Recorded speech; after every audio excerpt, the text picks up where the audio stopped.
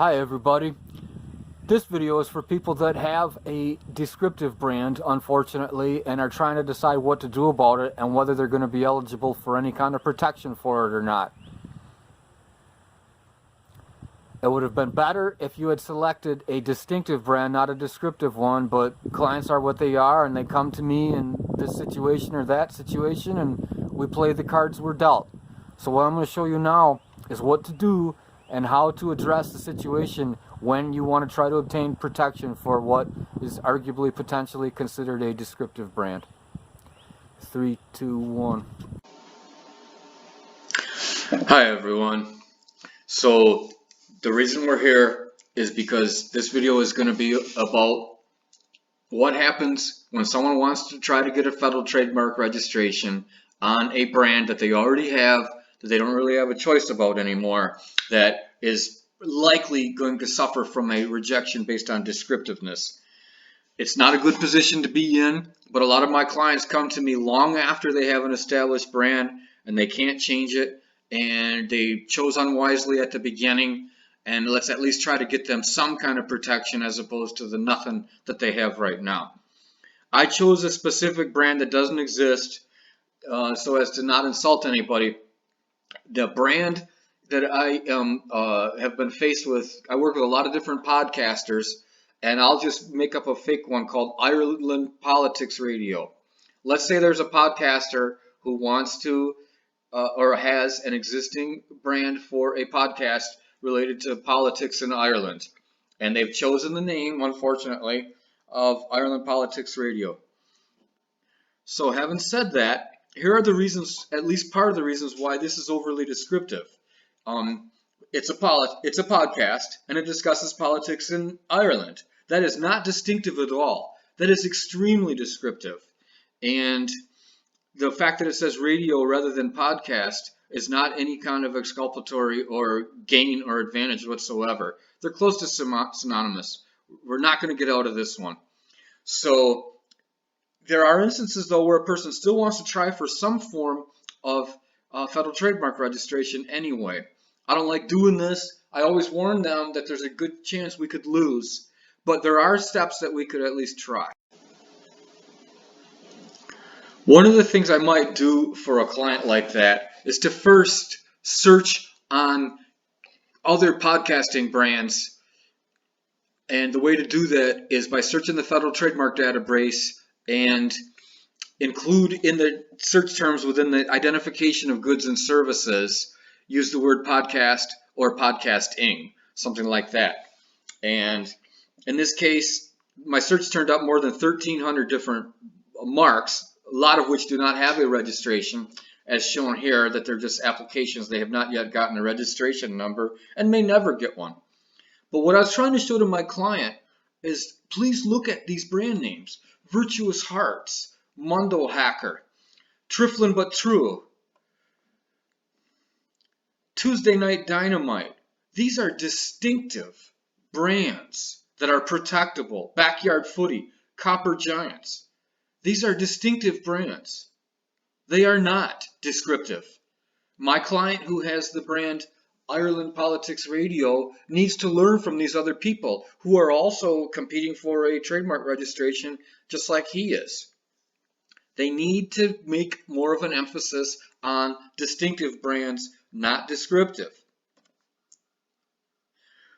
Having said that, and my client wants to go forward anyway, we need to select an international class. You always need to do that when you're filing for a trademark. And because this is not a tutorial on how to file for trademark, this is merely a tutorial on some steps to take when you're in the jam of having a descriptive mark that you want to try to protect, then I'm just going to go forward and say, look, you got to pick a class. For podcasting, most people pick class 38, telecommunications, and class 41, education and entertainment.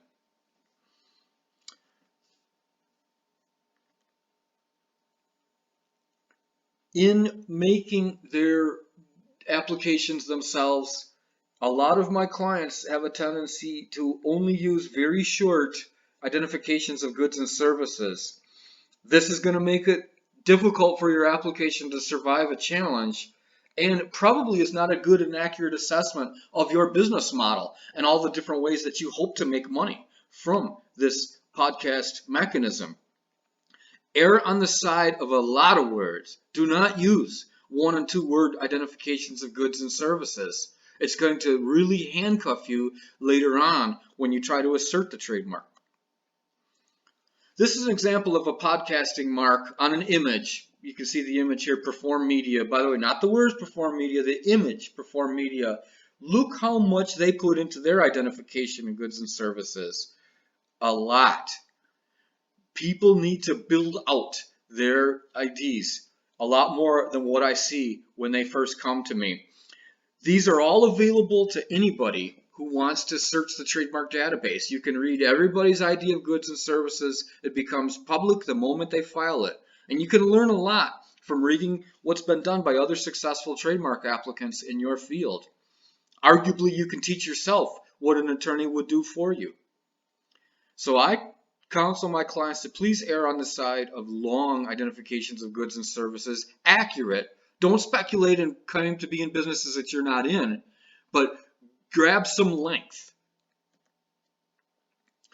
Here is the main lesson that I've been trying to teach my clients, is in the case where we're going to have to suffer with an image mark because we're concerned that we can't get the word mark.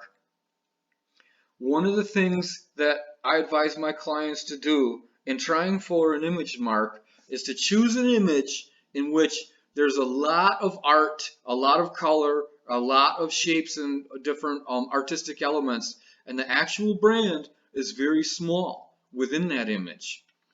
Especially for something this descriptive, you need to make the text portion of your mark to be not dominant, to be very small within the overall image. That can help. It may not be enough.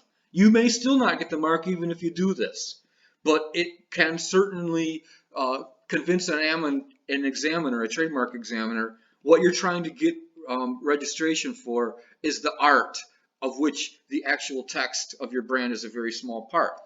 This is not an ideal situation to be in. You don't want to have to rely on just an image mark, but there are instances where a client needs a mark really bad. They need a registration. They've got investors. They've got other types of pressure on them where they need to have something from the United States federal government stating that at least some part of this brand belongs to you.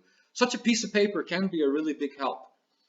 And so they have to go for an image mark. It's not my favorite thing to do, but the law is the law, and I have to do what can at least alleviate some of the pressure on my clients.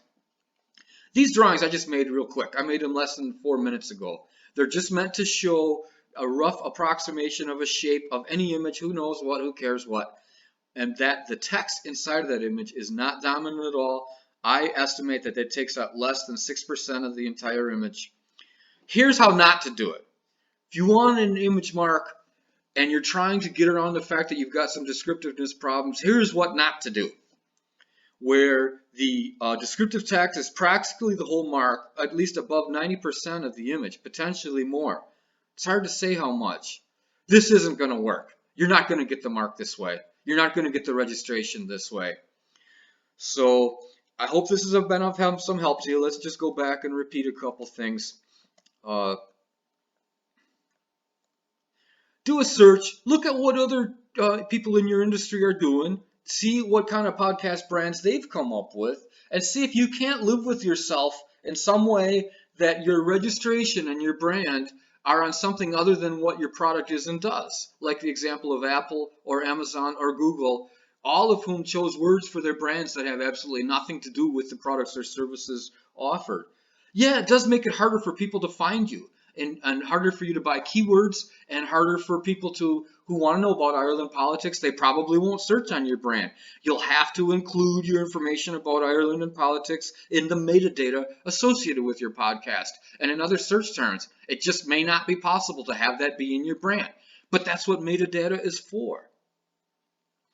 Make your brands distinctive. Strive for distinctive. Don't be descriptive. There are a couple descriptive ones on here. You have Fox Corp. But there could be a lot of different reasons why it is that they've chosen to get a federal registration on there. It would take too long to explain. Most of these are distinctive, and there's a good reason why that is. You're going to have to pick a class. Try to use a lot of emphasis and detail in your identification of goods and services. Use a long one like this, not a short one like this. And if you got to go for an image mark, try to play down your text and try to emphasize the art and the image, which means that's the only thing you have a registration on is the art. That's not very much help, but it's better than not having anything at all. And I hope this has been of some help to you. Folks, it happens. If you have a descriptive brand, these things happen sometimes. And sometimes it works out really well. Worked out great for Kentucky Fried Chicken. He had some problems at the beginning, was not necessarily the best choice at that time.